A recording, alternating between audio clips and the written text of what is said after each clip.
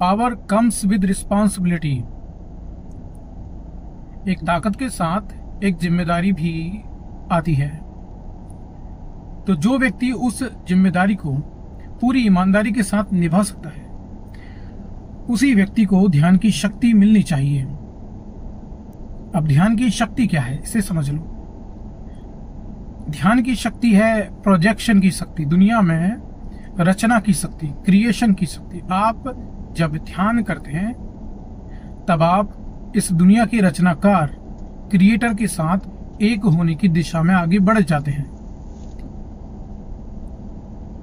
जैसे जैसे आप ध्यान लगाते हैं, आपका ध्यान गहरा होता जाता है, वैसे वैसे आप उस रचनाकार के और करीब पहुंचते जाते हैं। और रचनाकार का अट्रैक्शन, ग्रेविटेशनल पुल, खिंचाव ऐसा होता है आपकी तरफ कि उसकी शक्ति आपके अंदर समाहित होने लगती है। तो रचनाकार क्या करता है? रचनाकार इस दुनिया की रचना कर रहा है, पूरे ब्रह्मांड की रचना कर रहा है। और जब आप उस रचनाकार के करीब जाते हैं, तब उस रचनाकार की ही तरह आपके अंदर भी सृजन की शक्ति आने लगती है, रचना करने की शक्ति आने लगती है। दुनिया में आप जैसा सोचते हैं वैसा घटित होने लगता है। बहुत ही ध्यान से सुनिए। जैसे जैसे आप ध्यान की गहराई में उतरते जाते हैं, शून्य होते जाते हैं, वैसे वैसे आपकी सोचे हुए कार्य पूरे होने लग जाते हैं। इस कंडीशन में अगर किसी व्यक्ति के अंदर काम, क्रोध, लोभ, मोह, मद, माद, लालच इत्यादि दुर्गुण प्रवृत्तियां हैं, तो वह दुनिया में इन्हीं दिशाओं में आगे बढ़ता जाएगा, तरक्की करेगा वो। लेकिन उसकी इन दुर्गुण प्रवृत्तियों का असर उसकी समाज पर, उसकी सोसाइटी पर, उसके परिवार पर पड़ेगा।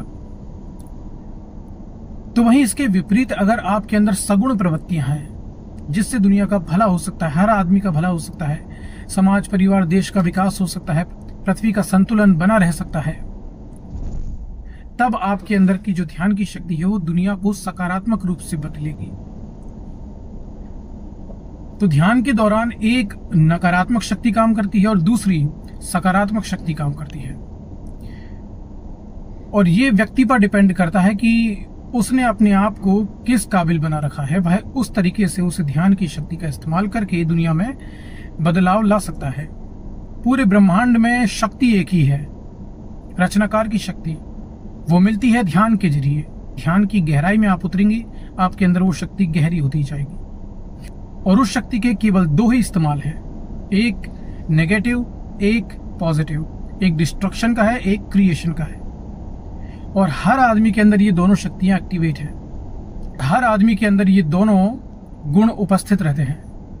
हर आदमी की सोच कभी सकारात्मक होती है, कभी नकारात्मक होती है, लेकिन मेजॉरिटी सोच उसके अंदर की जो होती है वो या तो पॉजिटिव होगी या नेगेटिव होगी। वही उस व्यक्ति का भाव होता है। और ऐसे व्यक्ति के अंदर जैसे जैसे ध्यान की शक्ति आती जाती है, गहरी होती जाती है, उसके अंदर सगुण प्रवृत्तियां बढ़ने लगती हैं। लेकिन यदि किसी कारणवश बहुत ही धूर्त व्यक्ति है और उसकी कोई निर्गुण प्रवृत्ति बाकी रह गई और फिर भी उसे ध्यान की शक्ति मिल गई, तो वह शक्तिशाली तो हो जाएगा, लेकिन वह देवता नहीं, दानव बन जाएगा। उसकी एक निर्गुण प्रवृत्ति की वजह से उसके अंदर जो देवता की शक्ति है, रचना करने की शक्ति, वो आ जाएगी, लेकिन वो उसका गलत इस्तेमाल करेगा। और इसके विपरीत अगर सगुण प्रवृत्ति, सगुण भाव जिस व्यक्ति का है, स्ट्रांग है, जो दयालु हृदय है, उसके अंदर अगर ध्यान की शक्ति आती है, तो वह दुनिया में सकारात्मकता को बढ़ावा देगा, वह देवता बन जाएगा। इसीलिए ये प्राचीन कहानियां बनती आई हैं, देवता भी पावरफुल, दानव भी पावरफुल, और भगवान दोनों की सुनते थे। तो भगवान वो शक्ति है, रचनाकार की शक्ति है भगवान। संपूर्ण ब्रह्मांड में वो शक्ति व्याप्त है। और जो व्यक्ति ध्यान लगाता है, उसका भाव जैसा होगा, वह उस भाव से उस शक्ति का इस्तेमाल कर लेगा। बात बहुत गहरी, अगर समझ ना आए तो बार बार रिपीट करके सुनना, बहुत ध्यान रखना इस बात को।